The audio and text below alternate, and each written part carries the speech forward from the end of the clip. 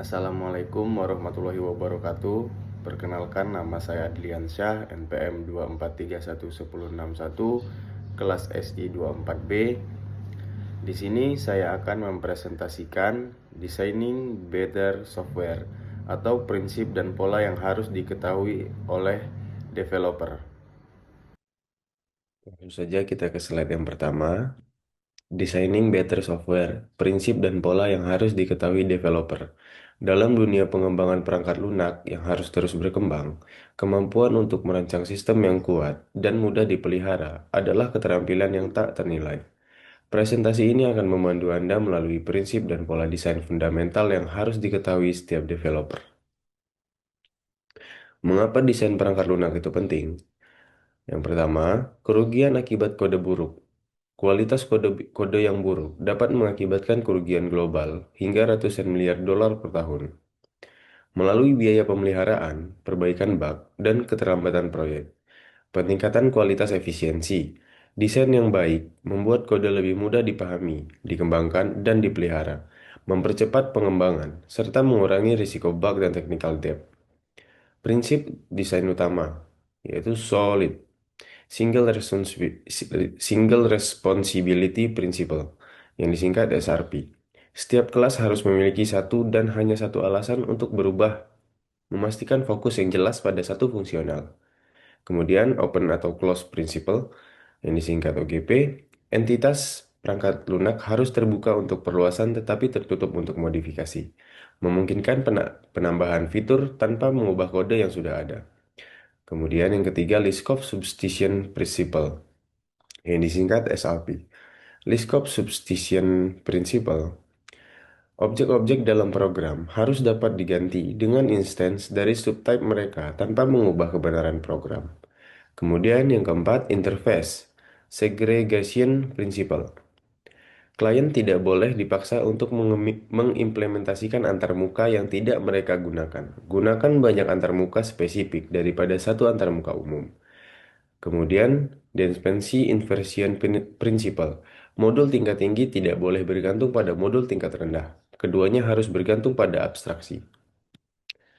Contoh kasus SRP, memisahkan tanggung jawab. Sebelum SRP, kelas user bertanggung jawab atas pengelolaan data pengguna, menyimpan, memperbarui, dan juga menampilkan informasi pengguna di antarmuka rendering UI. Sulit dipelihara dan diuji. Perubahan pada UI dapat memengaruhi logika bisnis. Memiliki banyak alasan untuk berubah. Setelah SRP dipisahkan menjadi dua kelas dengan tanggung jawab tunggal, user mengelola data pengguna, misalnya nama dan email. User display mengelola representasi visual data pengguna. Ini memudahkan untuk perubahan tanpa memengaruhi fungsi lain, meningkatkan modularitas dan pemeliharaan. Apa itu desain patterns? Desain patterns adalah solusi umum yang sudah teruji untuk masalah desain perangkat lunak yang sering muncul dalam konteks tertentu. Mereka bukan kode siap pakai, melainkan sebuah blueprint atau template yang bisa disesuaikan dengan kebutuhan spesifik proyek Anda. Penggunaan desain patterns membantu memudahkan komunikasi antar developer dengan menyediakan bahasa dan kerangka kerja yang sama untuk mendiskusikan solusi arsitektur.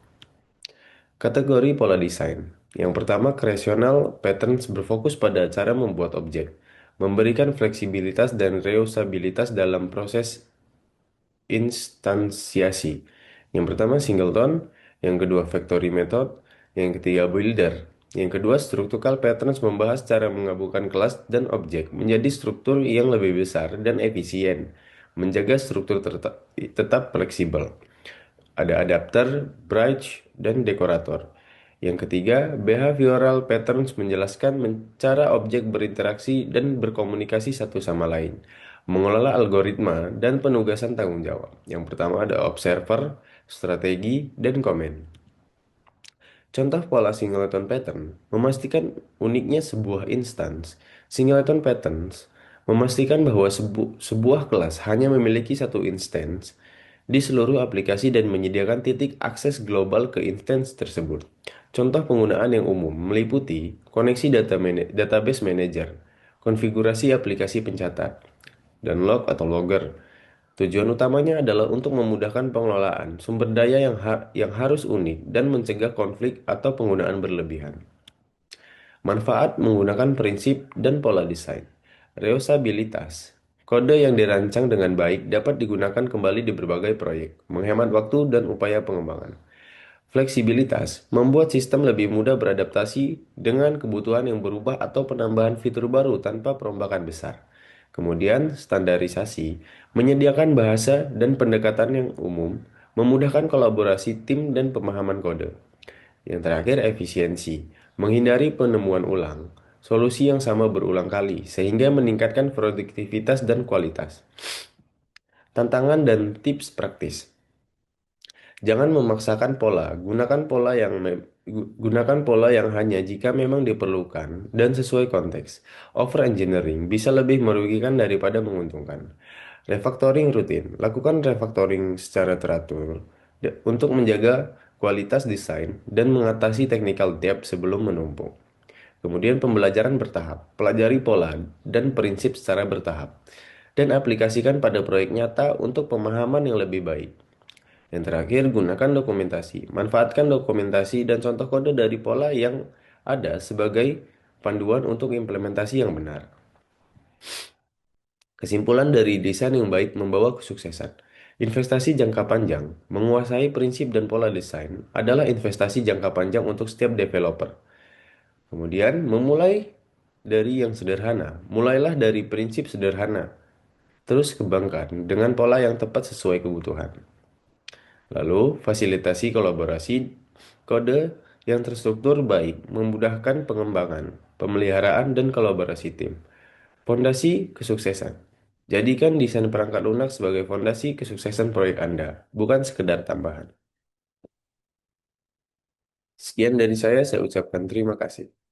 Sekian presentasi dari saya akhiri. Wabillahi taufiq wal hidayah. Wassalamualaikum warahmatullahi wabarakatuh.